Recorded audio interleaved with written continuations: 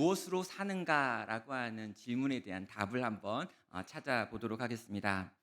오늘날 가장 중요한 이 가치 중에 하나가요, 이 공정이라고 하는 주제입니다. 공정이 곧 정의다라고 하는 말이 있을 정도로요. 요즘 이 젊은 세대들, 20대, 30대 세대들은 공정이라고 하는 가치를 강조하고 있죠. 자, 그런데요, 이 공정이라고 하는 이 질문에 대해서 이 가치에 대하여 도전하는 이 하버드 정치철학 교수님 마이클 샌던이라는 분이 있습니다. 이분은 공정이라는 착각이라는 책을 통해 가지고요, 능력주의를 살아가는 이 능력주의가 가장 중요하다라고 말하는 이 세상 속에서 과연 모든 사람들이 그 기회를 얻게 되는가라고 하는 질문을 던지고 있습니다.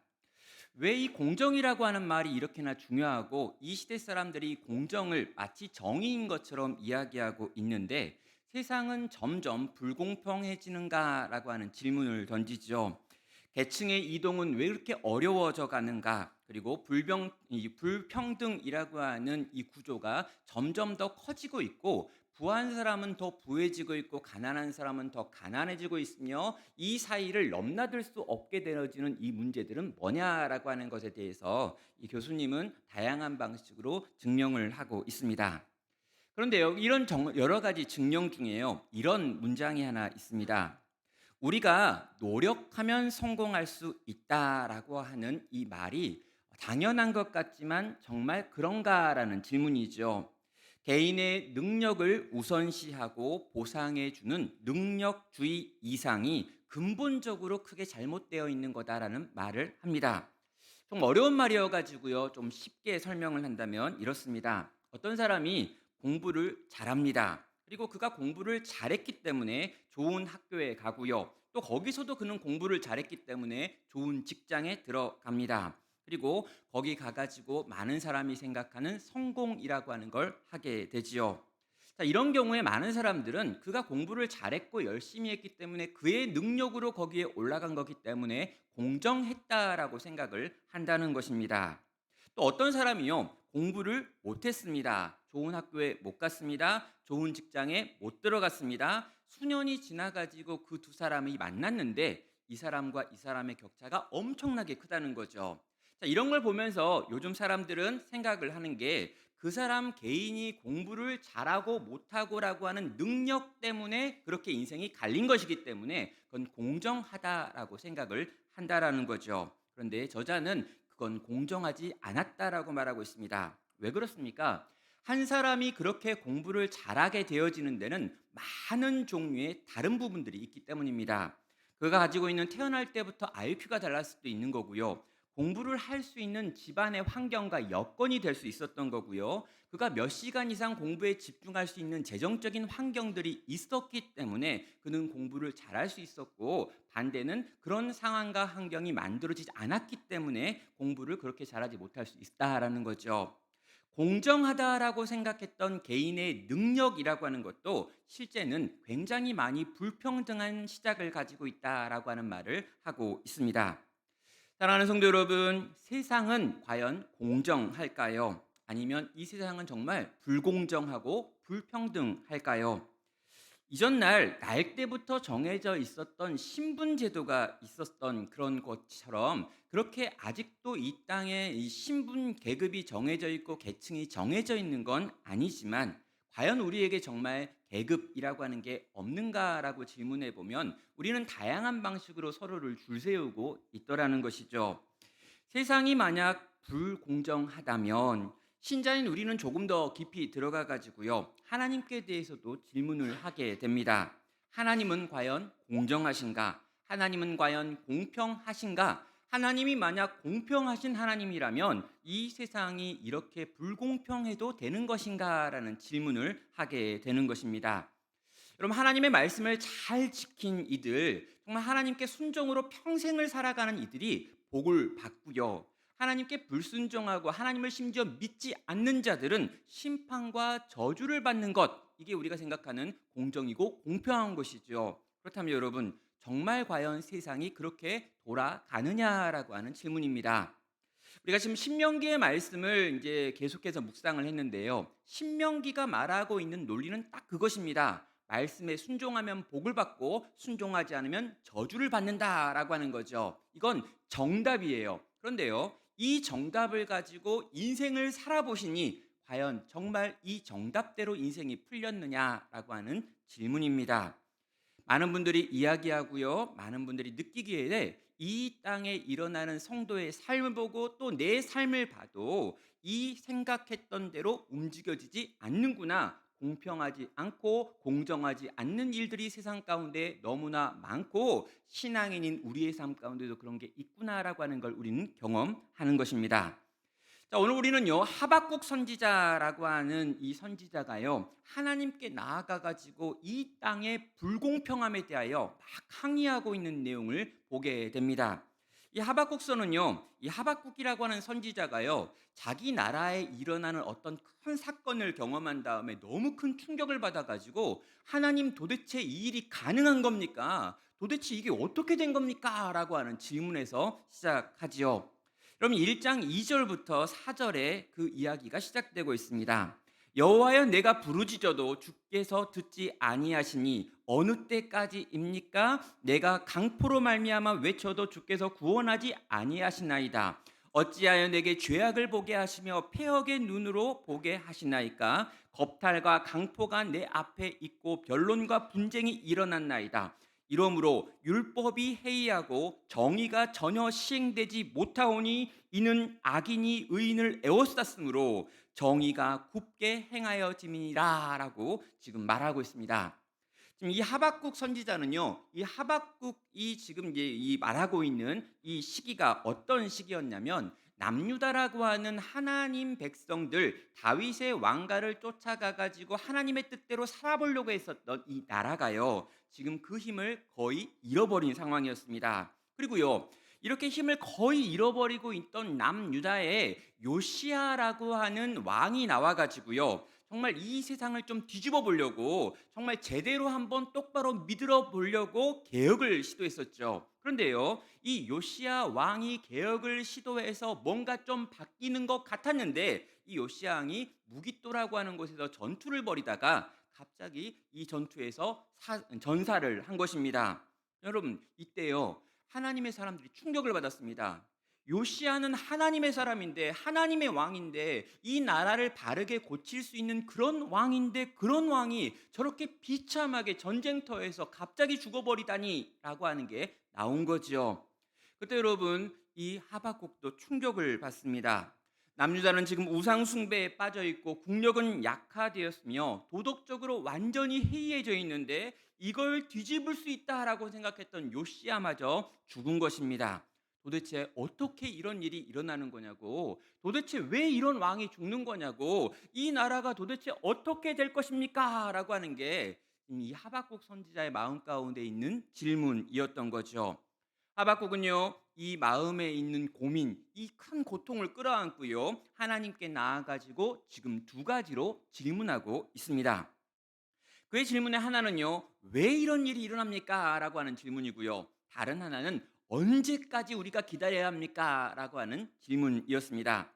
하나님, 왜 불의한 자에게 의인이 핍박을 당하는 겁니까? 라고 하는 질문이고요. 또 하나는 언제까지 이런 일이 일어나는 것입니까? 라고 하는 질문을 그가 하나님께 던졌던 것입니다.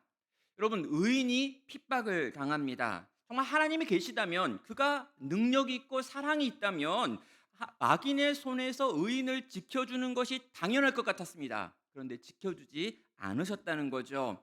어려움이 있었습니다. 그리고 그 어려움이 금방 끝날 줄 알았는데 이것이 계속되고 점점 더 어려워지는 것 같습니다. 그러면은요, 하나님의 백성들 대부분이 하게 되는 질문이 있는 거죠. 뭡니까?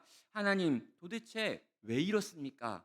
도대체 내가 뭘 잘못한 걸까요? 아니, 도대체 이런 문제가 왜 우리 집에 일어납니까? 우리 교회에 일어나는 겁니까? 라고 질문하게 되는 것이죠. 그리고 여러분, 이 질문과 함께 꼭 따라오는 질문이 뭐냐면, 언제까지 어려울 겁니까? 언제까지 힘들 겁니까? 언제까지 어려우면 하나님 당신께서 이 문제를 해결해 주시는 겁니까? 라고 하는 질문이 필연적으로 따라오는 것입니다. 사랑하는 성도 여러분, 성도도 이 땅을 살면서 어려움을 당하기 때문인 거죠. 여러분 차라리 내가 뭔가 죄를 지어 가지고 뭔가 큰 잘못을 했기 때문에 어려움을 당하면요. 적어도 억울하지는 않습니다. 그럼 내가 공부를 안 해 가지고 성적이 안 좋으면은요. 기분은 좀 나쁘지만 화가 나진 않아요. 내가 나중에 공부만 하면 당장의 성적이 오를 거니까. 그런 거 있잖아요, 이렇게. 내가 공부를 안 해서 그렇지 머리는 좋거든요. 그래 가지고 한 번 공부를 결단하고 시작하면 성적은 잘 나올 건데 공부를 좀 안 해서 성적이 안 나온 거니까 그건 괜찮은 거예요. 문제는 뭐냐면요. 공부를 좀 한 겁니다. 심지어 공부하다 코피까지 쏟았어요. 그러니까 내 공부하다가 심지어 코피까지 쏟았는데 성적이 안 올라가면은요. 그때는 화가 납니다. 내가 이렇게까지 공부했는데 이렇게까지 열심히 했는데 내가 코피를 한 사발을 쏟았는데 왜 안 된 거냐고 갑자기 분노가 올라오는 거죠.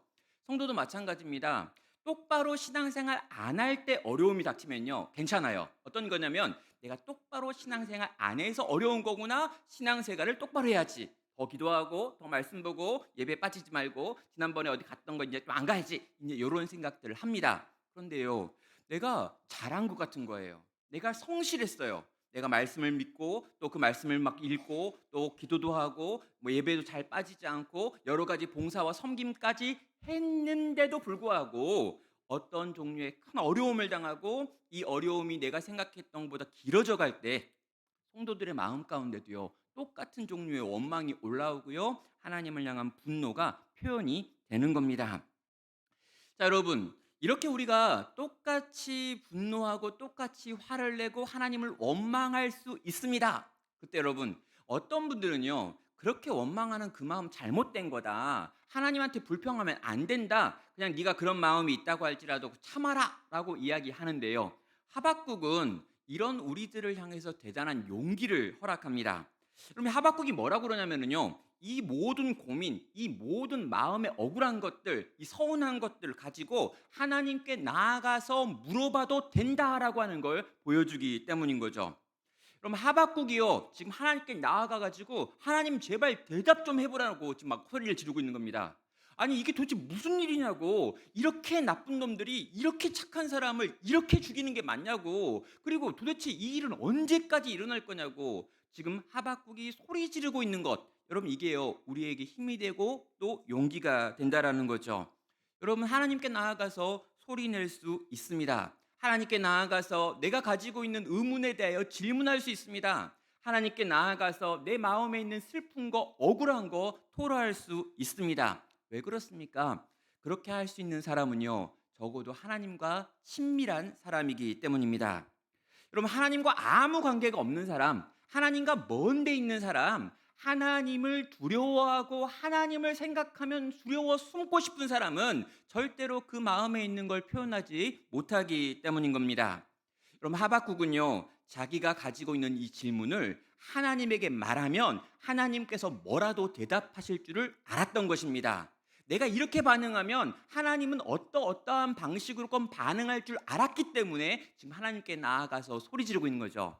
성도 여러분, 우리도 마찬가지입니다. 우리가 있는 어떤 의심이 있다면 또 원망이 있다면 심지어 내가 생각하고 있는 그것이 어떻게 보면 조금 불손한 것 같고 어떻게 보면 하나님을 향해서 뭔가 깎아내리는 것 같다 할지라도 여러분의 마음속에 있는 질문과 의심과 고민을 하나님께 가지고 나와 그분께 토로하시기를 바랍니다.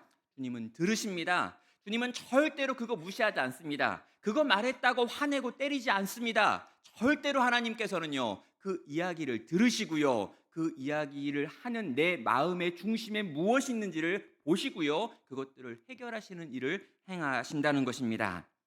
자, 여러분, 왜냐고 질문해도 괜찮습니다. 그리고 언제까지라고 물어도 괜찮습니다.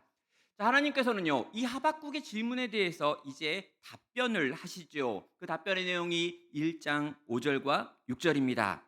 여호와께서 이르시되 너희는 여러 나라를 보고 또 보고 놀라고 또 놀랄지어다. 너희는 생전에 내가 한 가지 일을 행할 것이라 누가 너희에게 말할지라도 너희가 믿지 아니하리라라고 말합니다. 그러면 이게요 무슨 말입니까?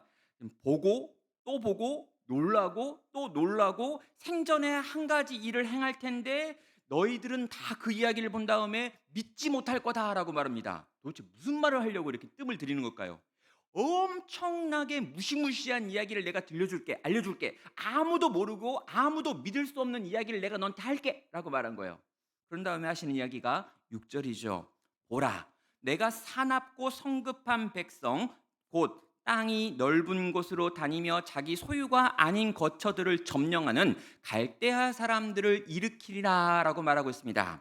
그럼 이 갈대아 사람들이 누구냐면요, 바벨론 사람들입니다. 그러니까 지금 여기 나와 있는 이 이어지는 말들이 뭐냐면, 지금 남유다가 있는데 남유다 안에서 일어난 어떤 일들로 인해 가지고 지금 하박국이 의인이 악인들에 의하여 핍박당하고 고생하는 것이 맞느냐라고 소리를 질렀어요. 그랬더니 하나님께서 내가 엄청난 이야기를 들려줄게 딱 한 다음에, 지금 내가 저 갈대아에 살고 있는 사람들, 저 바벨론 사람들을 들어다가 남유다 전체를 쓸어버릴 거니까 걱정하지 마, 이런 얘기한 거죠.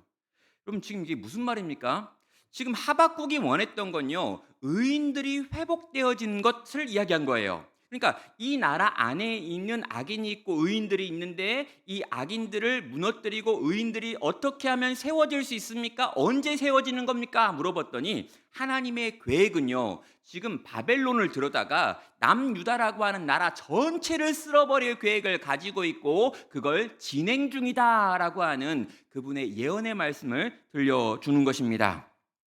그럼 남유다 안에 악인들이 많이 있기는 합니다. 그러나 여러분, 의인들도 많아요. 그리고요, 남유다에 있는 이 악인들은요, 갈대아 사람들만큼 악하진 않습니다. 그러니까 이 악인들이 있는데 이 악인들도 수준이 있다는 거죠. 레벨이 있는데 여기에 있는 요 친구들은 좀 나쁘다. 한 레벨 한 2 정도 나쁘다. 그러면 갈대아는 한 10 정도 나쁜 거예요.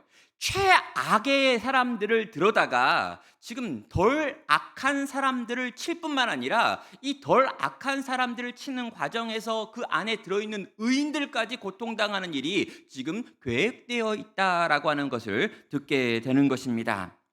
사랑하는 여러분, 이 이야기를 들은 하박국은 충격을 받습니다. 그리고요, 하나님께 또다시 질문하는 거죠. 아니 하나님, 제가 생각했던 대답이 전혀 아닌데요. 아니 그건 더 악한 거 아닙니까? 더 불공정한 거 아닙니까? 더 어려워지는 거 아닙니까? 저 갈대아 사람들이 쳐들어오면요, 우리 의인들 여기서 말씀을 믿고 여기서 신앙으로 살아보려고 했던 우리들이 더 고통당할 거고, 결국에 끌려가 가지고 온 나라의 포로가 되고 온 나라에 흩어져 버릴 터인데 그때 우리가 어떻게 사는 겁니까? 우리의 해결을 위해 기도했는데 왜 해결을 이야기하지 않고 더 어려운 이야기를 하십니까? 라고 이 하박국이 더 화가 나가지고요, 하나님께 소리를 질렀습니다.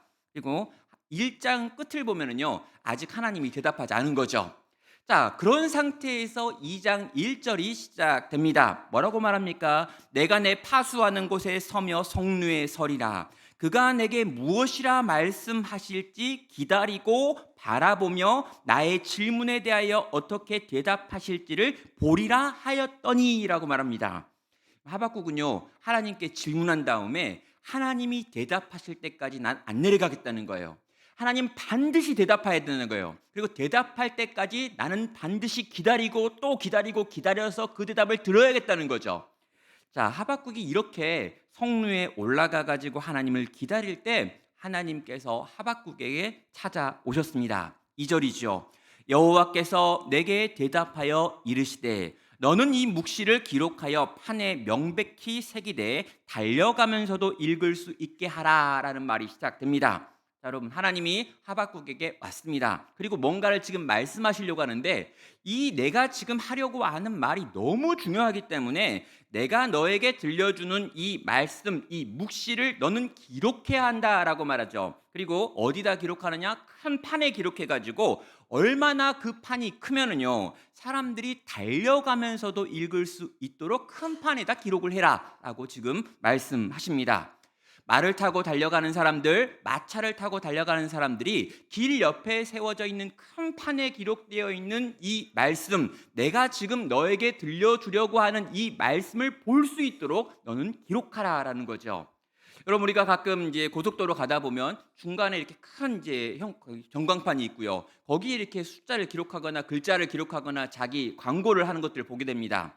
그렇게 크게 기록할 만큼 중요한 말이라는 거죠.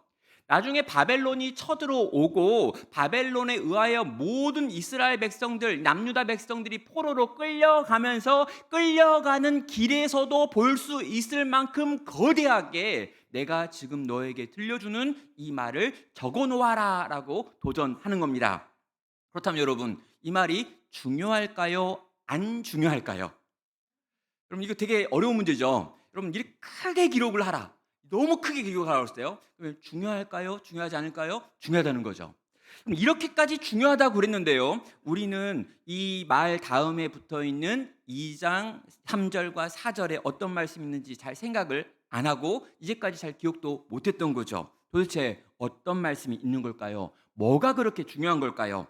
자, 3절은요, 때에 대한 이야기를 하고 있습니다. 이 묵시는 정한 때가 있나니 그 종말이 속히 이르겠고 결코 거짓되지 아니하리라. 비록 더딜지라도 기다리라. 지체되지 않고 반드시 응하리라 라고 말하고 있습니다.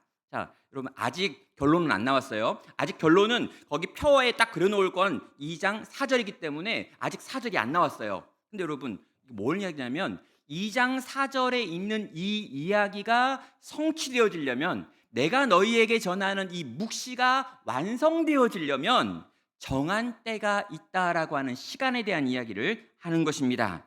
자, 여러분, 하나님께서 무언가를 약속하셨습니다. 여러분, 하나님의 약속은요, 반드시 성취됩니다. 믿으십니까? 하나님의 약속은 반드시 성취돼야 돼요. 내가 하나님이 약속을 했는데요, 그 약속이 성취되지 않는다면요, 하나님이 우스워지는 거고요, 하나님의 말씀이 우스워지는 겁니다. 그리고 하나님이 능력이 없는 분이 되거나 지혜가 없는 분이 되어가지고 엉터리 약속을 하고 그 약속을 지켜내지 못한 게 되는 거죠. 그래서요, 하나님이 무언가를 약속하셨다면 그 약속은 반드시 성취되어집니다. 그럼 악인이 망하는 것과 의인이 복을 누리는 것은 하나님께서 하나님의 백성들에게 주신 약속입니다.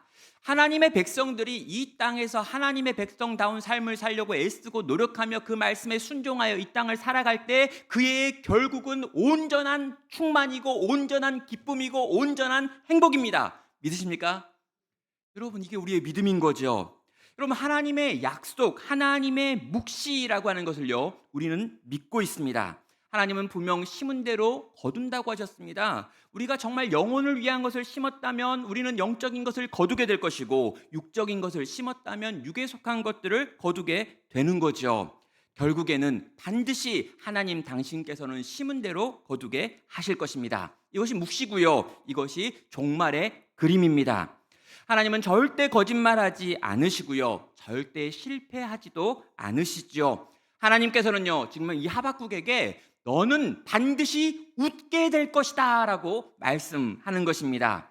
하나님의 백성들은 반드시 웃게 될 것이다. 하나님의 백성들은 반드시 행복해질 것이다. 하나님의 백성들은 반드시 춤을 출 것이다 라고 지금 선언을 하셨죠. 그런데 그럼 이렇게 선언하고 그냥 끝내시면 참 좋아요. 근데요, 여기에 전제가 달려 있죠. 뭐가 있습니까? 예, 언제까지입니까? 라고 했던 그 질문에 대한 대답이 너무 모호합니다.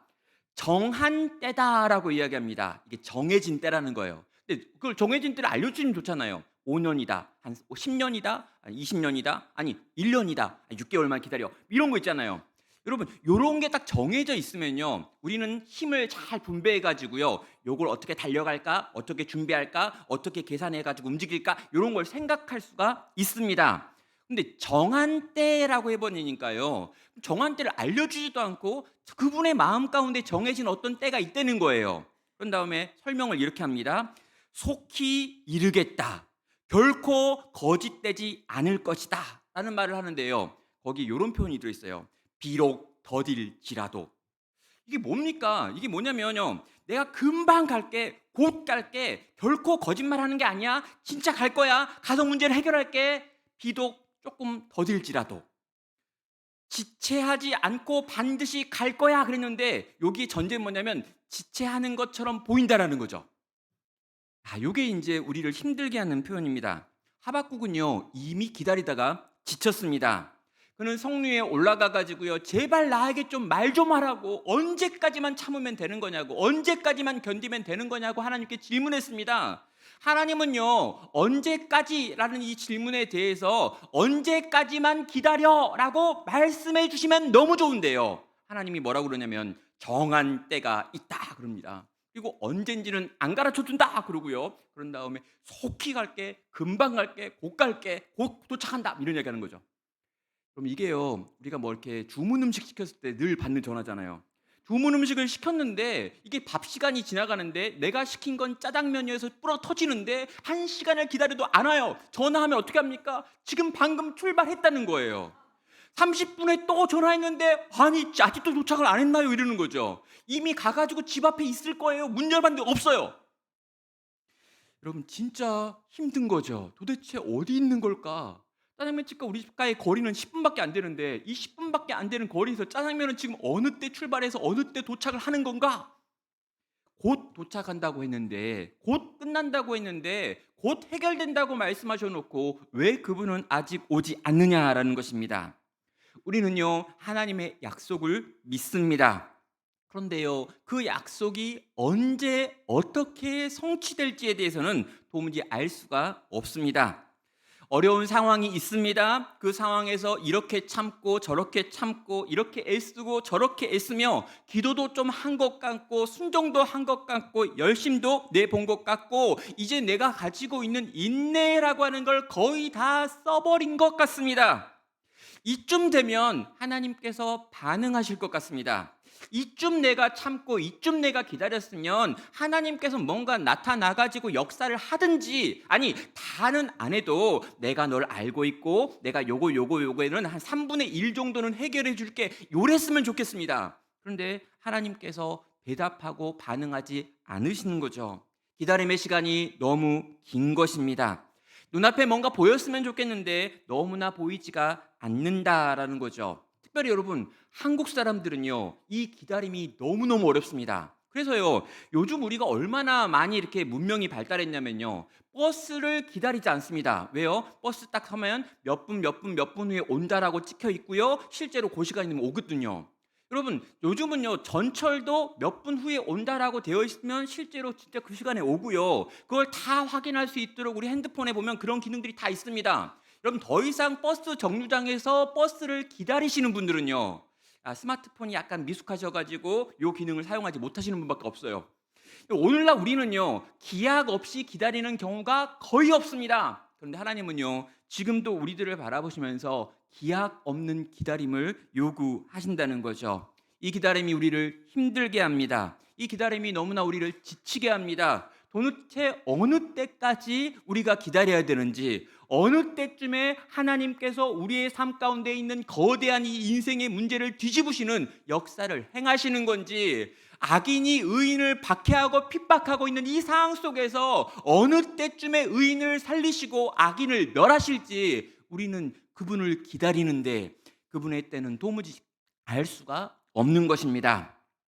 자, 여러분, 그래서요, 그렇게 그 때를 알 수 없다라고 하는 걸 말씀하신 다음에 이제 그 때를 알 수 없는 그 상황 가운데 놓여 있는 우리들을 바라보시면서 오늘 말씀 2장 4절의 말씀이 선포되는 거죠.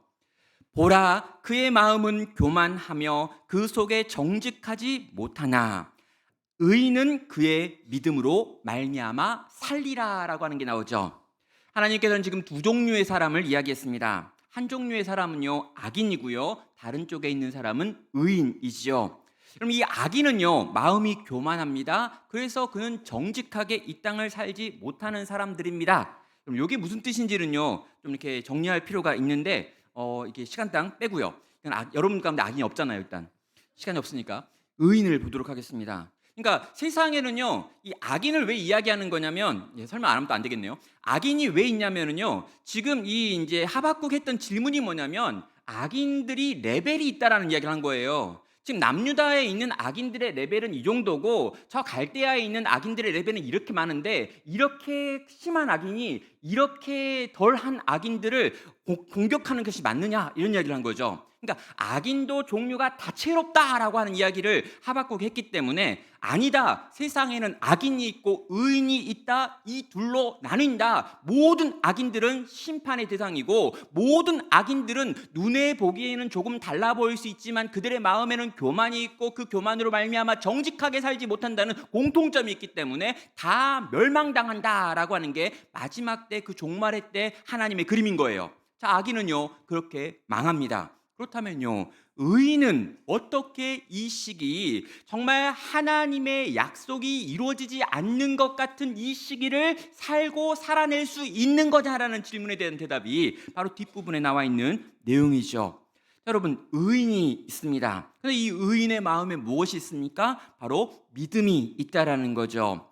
의인은 그가 가지고 있는 믿음으로 말미암아 살게 된다라고 하는 것이 바로 지금 우리에게 들려주는 핵심적인 메시지고요. 거대한 간판에다가 걸어놓고 뛰어다니면서 읽어야 될 본문이 바로 그 본문이다라고 말씀하는 것입니다.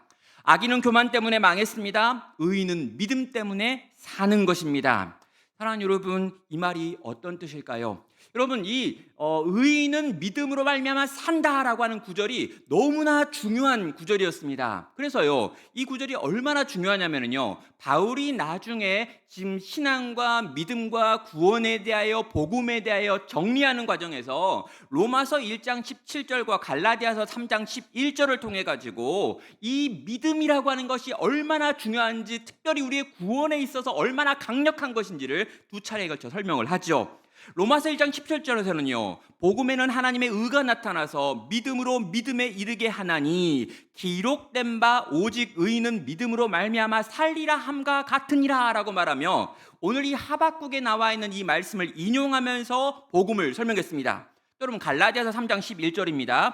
또 하나님 앞에서 아무도 율법으로 말미암아 의롭게 되지 못한 것이 분명하니 이는 의인은 믿음으로 말미암아 살리라 하였음이니라 라고 말하면서 사람이 구원받는 건 율법을 다 지켜서 구원받는 것이 아니라 하나님께서 우리 가운데 주신 복음에 대하여 그것을 믿는 믿음으로 말미암아 살아난다라고 하는 것이 바로 이 하박국 2장 4절에 나와 있는 말씀에 근거해서 내가 할 수 있는 말이다라고 말하는 거죠. 여러분 이 하박국 2장 4절은요 엄청난 말씀이 되었습니다. 율법으로 의롭게 될 수 없다. 오직 믿음으로 의롭게 된다라고 하는 교리를 만들었고요. 특별히 종교 개혁을 일으킬 때요. 이 중세 카톨릭 교회가 자기의 행위와 공로로 구원받는다라고 하는 걸 가르치는 그 세계에서 들어가 가지고 아니다. 너네가 아무리 뭔가 열심히 잘한다고 해서 율법을 다 지킨다고 해서 교회가 만드는 법들을 다 지켰다고 해서 구원받는 것이 아니라 우리의 구원은 오직 믿음에서 나온다라고 말할 때 이 종교 개혁자들도 이 구절을 인용하며 말했다라는 것입니다. 자, 여러분 이게요 이 많은 신학자들이 또 종교개혁자들이 이야기했던 믿음에 대한 이 구절에 대한 해석입니다. 자, 그런데요 이 구절에 대한 해석이 너무 많이 알려지고요 너무 많이 이 구절에 대한 의미들이 딱 하나로 오직 의인은 믿음으로 말미암아 산다라고 하는 걸로 기억하다 보니까 하박국 2장 4절에 나와 있는 이 하박국의 상태 그리고 남유다 백성들 가운데 있는 의인들의 상태에서 이 구절의 의미를 1차적으로 해석하는 일이 너무나 없어져 버렸다는 거죠. 그래서 여러분 1차적으로요 과연 그럼 하박국은 이걸 어떻게 들었고 1차적으로요 이 이야기를 처음 들었던 이 하나님 나라 백성들 의인들은 이걸 어떻게 들었냐라는 거예요. 자, 그럼 여기 나와 있는 믿음이라고 하는 단어가 있습니다. 근데 여러분 이 믿음이라고 하는 단어는요 히브리어로 에무나라고 하는 원어를 갖고 있죠. 자, 그럼 이 에무나라고 하는 요 단어는요 기본적으로 견고하다 강하게 버티다라고 하는 기본 뜻을 가지고 있습니다. 그리고요 구약 성경 전체에서 49번이나 쓰여지는 꽤 많이 나오는 단어 중에 하나예요. 자, 그런데요 그러면 이 49번이나 이 단어가 에무나라고 하는 단어가 쓰이고 있는데 49번 중에 딱 한 번만 이 하박국 2장 4절에서 믿음으로 번역되고요. 나머지 48번은요. 믿음으로 번역되지 않습니다. 그리고 어떻게 번역되냐고요? 견딤이라고 번역되고요. 신실함이라고 번역되고요. 참는다라는 방식으로 번역이 된다라는 거예요. 이게 무슨 말일까요? 지금 우리가 이 하박국 2장 4절에 있는 이 믿음을 신약에서 바울이 믿음으로 받아가지고 썼기 때문에 지금 이걸 믿음이라고 우리가 번역을 했지, 실제로 히브리인들은, 그리고 하박국을 읽었거나 하박국서를 처음 받았던 이 하박국은 요 단어를 믿음으로 이해한 게 아니라 신실함, 견딤, 버팀으로 알고 그렇게 썼다라는 것입니다. 자, 그래서요, 이 단어가 처음 어디서 나오는지부터 보겠습니다. 그럼 출애굽기 17장 12절에서 이 단어가 처음 등장하는데 여기 이렇게 나옵니다.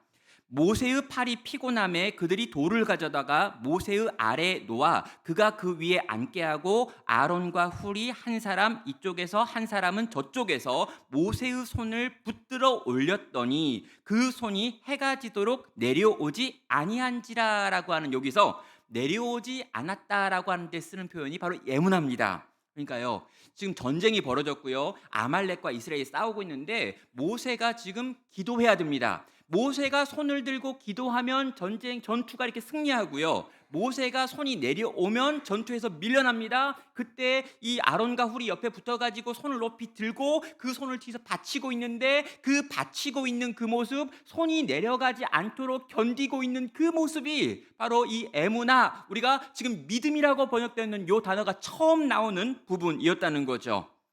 그럼 이게 무엇을 보여줍니까? 누가 의인이라고 지금 하는 겁니까? 하나님의 약속이 반드시 성취될 것을 믿습니다. 그리고 그 약속이 성취되어지는 그때까지 들고 있는 손을 내리지 않고 있는 사람이 살 거라라고 얘기하는 거예요. 하나님의 약속이 있고, 하나님은 선하시며 그분은 능력이 있고 그분은 계획이 있고 그분은 정한 때가 있기 때문에 그 정한 때까지 하나님께서 우리의 삶 가운데 그 고난의 문제를 놔둘 수 있지만, 그분의 때가 되면, 그분의 시간이 되면, 그분의 계획하신 그 때가 되면 반드시 너희로 하여금 웃게 만들 거라는 걸 믿고요, 오늘 당장 정말 손을 내리고 싶고 포기하고 싶고 뒤로 밀려나고 싶고 이제 아무것도 안 하고 싶고 더 이상 앞으로 나아가기 싫은 그 상황 속에서 그걸 믿음으로, 그걸 견딤으로, 그걸 버팀으로 계속해서 그 믿음의 자리, 그 약속의 자리에 서 있는 사람, 바로 그 사람이 살 것이다, 살게 될 것이다라고 말씀하신다는 것입니다. 사랑하는 여러분, 우리는요, 이 땅을 살면서 여러 가지 일들을 경험합니다. 그리고 때로 어떤 것들은요, 이건 너무 감당하기 어려운 거다라고 느껴지는 때가 있습니다. 그리고 어떤 건요, 꽤 오래 내가 기도하고 꽤 오래 애쓰고 꽤 오래 수고했는데도 불구하고 해결되지 않는 어떤 고통들이 있을 수 있습니다. 그래서 우리는 늘 물어보죠. 하나님, 왜 나한테 이런 겁니까? 그리고 언제까지 이래야 합니까? 그럼 하나님은요, 왜냐는 질문에 대해서는 대답을 안 하셨어요. 하나님이 정한 게 있는 거죠. 하나님 그분한테 뭔가 계획이 있는데 난 모르겠어요. 그리고 그걸 알려주는 경우도 거의 없습니다. 그런데요, 언제 딱 물어봤더니 곧이라고 대답해 놓고 안 와요. 여러분, 우리를 진짜 힘들게 하고 어렵게 하는 시간들이 우리에게 있는 거죠. 여러분, 지금 이 하박국이 그래서 어려웠던 거고요, 남유다 안에 있는 의인들이 어려웠던 거예요. 언제까지 우리가 이 어려움을 당하는 건지, 도대체 하나님 언제 우리를 구원하시는 건지, 언제쯤 우리가 웃을 수 있는 건지 도무지 모르겠다는 거죠. 근데 여러분, 하나님께서는요, 큰 판에다가 이거 기록하라고 하고 있습니다. 큰 판 하나 만들어 놓고 달려가면서도 볼 수 있게 이거 기록하라는 거예요. 뭐라고? 의인은 너의 신실함으로 말미암아 살 거야라는 말이요. 끝까지 그 약속을 붙들고 그 약속이 반드시 성취될 것을 믿으며 네가 지금 있는 그 자리 그곳에서 참고 인내하고 견뎌내는 방식으로 하나님 당신께서 만드시는 그 놀라운 구원을 경험하게 될 거라고 지금 도전하시는 것입니다. 끝까지 남아있기만 하라는 거예요. 끝까지 견디라고 이야기합니다. 끝까지 도망가고 물러나지 말라고 도전하고 계신다는 거죠. 자, 청년들하고 사역할 때요, 우리 청년들하고 같이 기도회 인도할 때 종종 그런 이제 기도회 인도를 했는데요, 우리 청년들한테 그렇게 말했습니다. 이 모퉁이만 지나면 주님이 준비하신 오아시스가 있을지 모르는데, 이 언덕배기만 지나면 거기 아래 내리막길이 있을지 모르는데, 그 언덕 오르다가 그 모퉁이 지나다가 거기까지 간 다음에 조금만 더 가면 될지 모르는데, 거기서 무릎 꿇고 거기서 쓰러지고 거기서 자빠져서 멈추고 돌아서지 말자고, 조금만 더 힘을 내자고, 조금만 더 힘을 내자고. 그분은 거짓말하지 않으시는 분이니까, 그분은 정한 때가 있는 분이니까, 그분은 결국에 우리를 웃게 만들겠다고 약속하셨으니까, 그분을 신뢰하며 내가 있는 자리, 우리가 있는 그 자리에서 조금만 더 참고 인내하며 살아가는 사람들, 그 견딤으로 살아가는 사람들을 오늘 주님은 우리에게 말씀하시는 것입니다. 사랑하는 성도 여러분, 하나님 백성은 무엇으로 사는 겁니까? 바로 이 신실함, 이 견딤, 이 버팀으로 오늘이라고 하는 이 땅을 살아가는 사람인 것입니다. 여기 계신 우리 모든 성도님들이 이 믿음을 붙잡고 계속해서 끝까지 내가 있어야 될 그 자리에서 있어야 될 그 모양으로 견뎌낼 수 있는 귀하고 복된 성도 되시길 주의 이름으로 축원합니다. 함께 같이 찬양으로 주 앞에 나아가겠습니다. 세상이 흔들리고 사람들이 변해도 나는 주님을 끝까지 섬기겠습니다. 주님의 사랑이 영원히 변하지 않는다는 걸 알고 있길래 내가 그것을 신뢰하기에 계속해서 나는 내가 있어야 될 그 자리를 지키겠습니다. 사람들이 끊임없이 나를 흔들고 믿음이 막 흔들려지는 그런 상황이 온다 할지라도, 왜냐는 질문에도, 언제까지나는 질문에도 하나님 제대로 대답하지 않는 것 같아서 내 마음이 서운해진다 할지라도, 주님, 그러나 그럼에도 불구하고 내가 있어야 될 그 자리에, 내가 있어야 될 그 모양으로 또 견디고 또 버텨내겠습니다.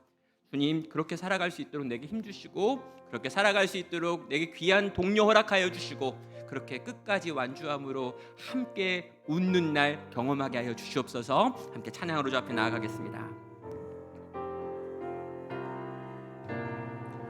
세상은 들리고 사람들은 변하여도 나는 주를 섬기리. 주님의 사랑은 영원히 변하지 않네. 나는 주를 신뢰해. 오직 믿음으로, 오직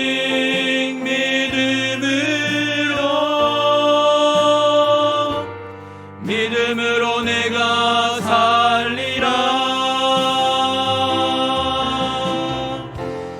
오직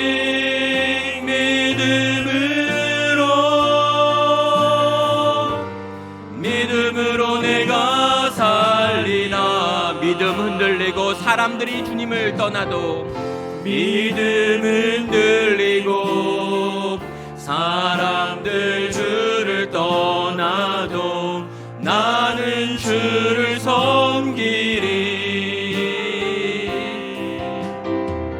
주님의 나라는 영원히 쇠하지 않네. 나는 주를 신뢰해.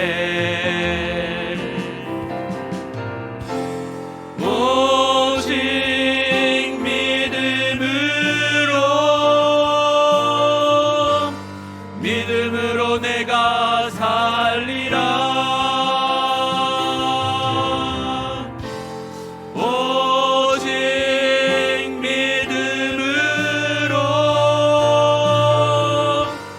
믿음으로 내가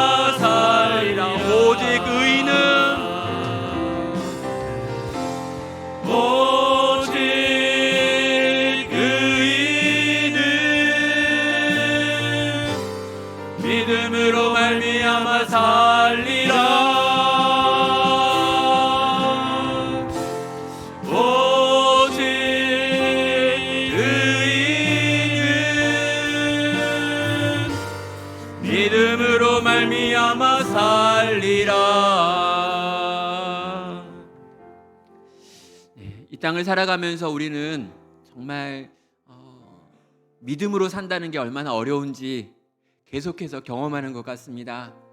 신앙이 어렸을 때는 그렇게 쉽게 기도하면 응답하시더니 내 신앙의 시간이 길어지고 예수 믿는 날들이 길어지면 점점 더 응답되지 않는 기도가 내 삶 가운데 많아지는 것 같습니다. 그때 우리 주님은 우리에게 믿음을 요구하시는 것 같습니다. 정말 끝까지 견딜 수 있는지 우리에게 확인하시는 것 같습니다. 정말 네가 나를 사랑하고 나를 믿느냐? 내가 약속하신 것을 반드시 지킬 거라는 걸 넌 아느냐? 그러면서 내 삶의 시간 속에 긴 기다림과 긴 어둠의 시간과 긴 터널의 시간들이 놓이는 것 같습니다. 이 시간 한번 같이 결단하며 기도로 나아갈까요? 하나님, 내가 그럼에도 불구하고 견딤으로 살아내겠습니다. 주님, 내가 버텨내겠습니다. 내게 주신 믿음의 자리, 내게 주신 믿음의 역할들을 감당하며 오늘 내가 해야 될 기도를 하며 오늘 내가 해야 될 사랑을 하며 오늘 내가 해야 될 섬김을 하며 오늘 내가 땀 흘려야 될 그 땀을 흘리며 오늘 내가 있어야 될 자리에서 있어야 될 모양으로 그렇게 또 하루를 또 한 주를 살아내겠습니다. 주님이 약속하신 것을 온전히 이루시는 그날까지 내게 주어진 사명, 오늘 지금 내가 있는 그 자리에서 감당하며 걸어가겠습니다. 끝까지 견디도록, 끝까지 완주하도록, 끝까지 여기 이 자리 이곳에 있을 수 있도록 주님 도와주시옵소서. 함께 해주시옵소서. 함께 기도로 주 앞에 나아가겠습니다.